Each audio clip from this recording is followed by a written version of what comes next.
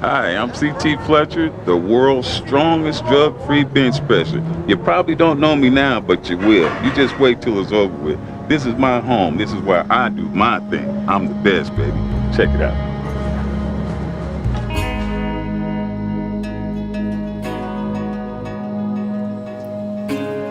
In the sea of people just saying things for money, or just saying things for notoriety, I want to be known as the voice of truth. And I want to be known as the guy who came from the street. I want all people to be able to say, hey, they see a part of themselves in me.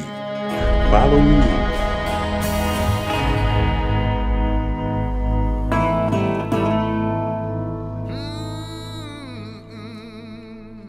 The history of my family is steeped in strength. I had a grandfather that they called Mew because he was reportedly as strong as a fucking mule.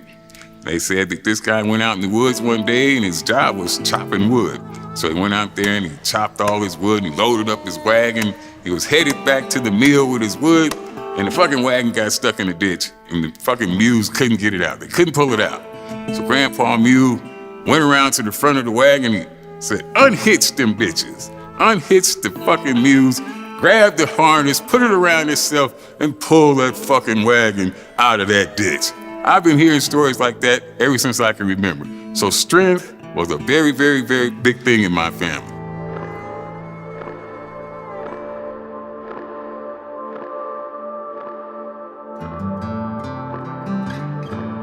My dad brought me and my brother a set of weights, what they call pig iron, when I was in junior high school, and we worked out with that. That was my first initial introduction to weightlifting. I was hooked at the admiration that a pair of bigger than normal arms got you. That's what hooked me.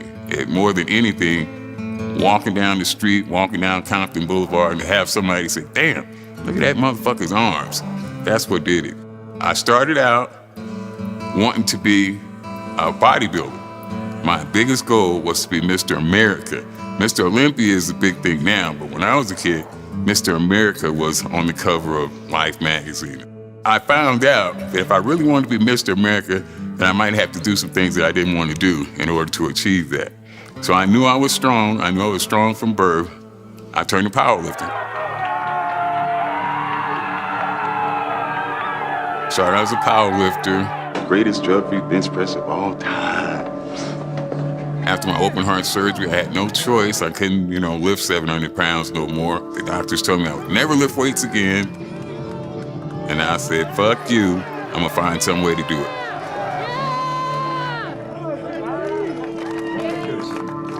So then I turned to very high volume, high repetitions after that.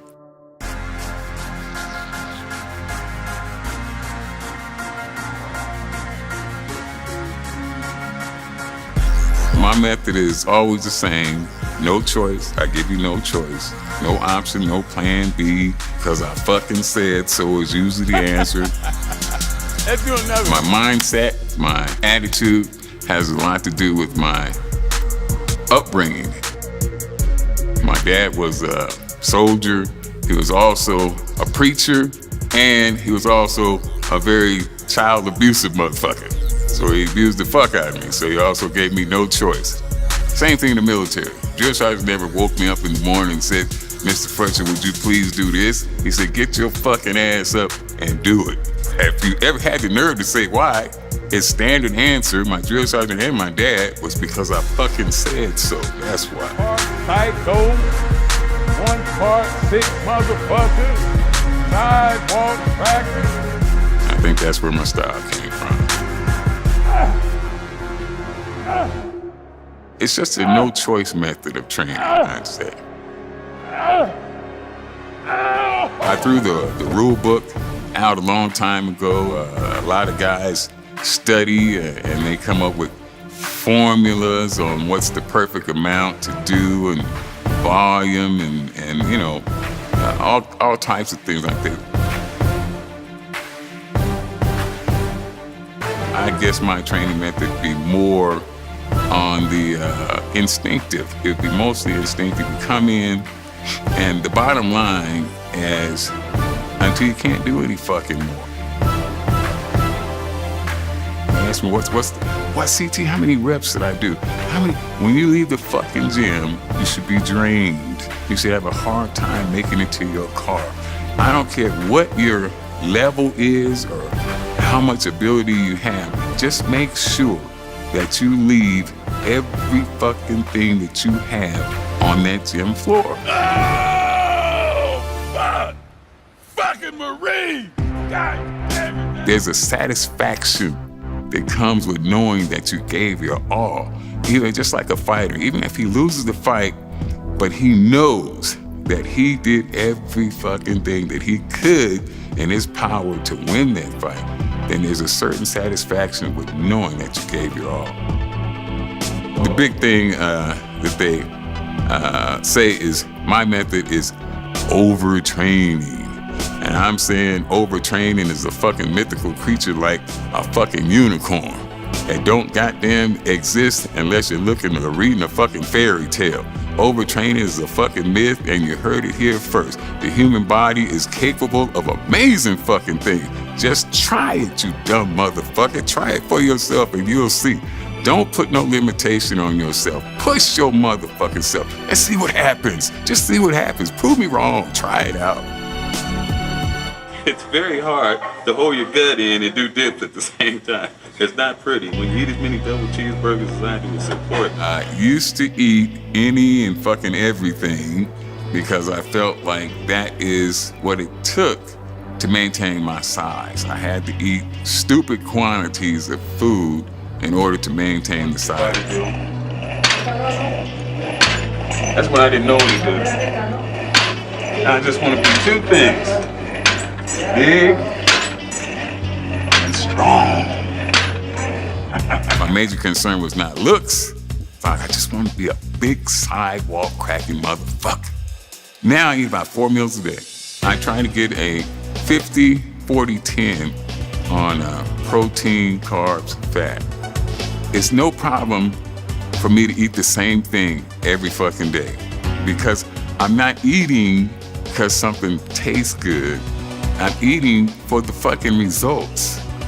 People will say, oh yeah, I hate diet food.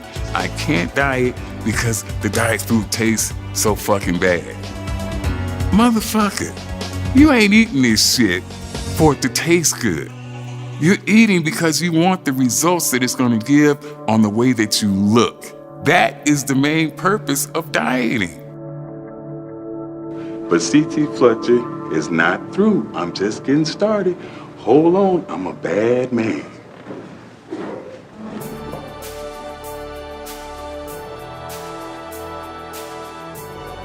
I question myself a lot growing up as a kid, you know, in an abusive home. Why did I have to live in fear every day? Why, you know, when my dad's keys would jingle in the front door, I'd be like, fuck, I had to go hide. Why did this happen to happen? I just ask all the time, why this happened to me? And then later on, when I had the open heart surgery and I'm, you know, not able to breathe, I had to sleep with my back up against the wall for 6 months. I was sitting on the floor. I couldn't lay in the bed. I couldn't lay flat because if I did, I would suffocate. I used to ask myself, why? Why did this happen to me? Why did I have to go through all this? Why? And now the answer is clear. My purpose is to try to help somebody else. When the people come and they tell me that I heard your story, I heard how you went through the child abuse, I heard how you came back from your injury, and then that gave me the push, that gave me the drive to get through something. That's my fucking purpose, man. Because of what I said. Man, it was all worth it, dude. All worth it, every bit of it. I got a new magnificent obsession, and that is to try to change as many people's lives on the planet. The most powerful motivational speeches that I have ever heard came from people who told me I couldn't do something. I was bound and determined to show them that I could. For more.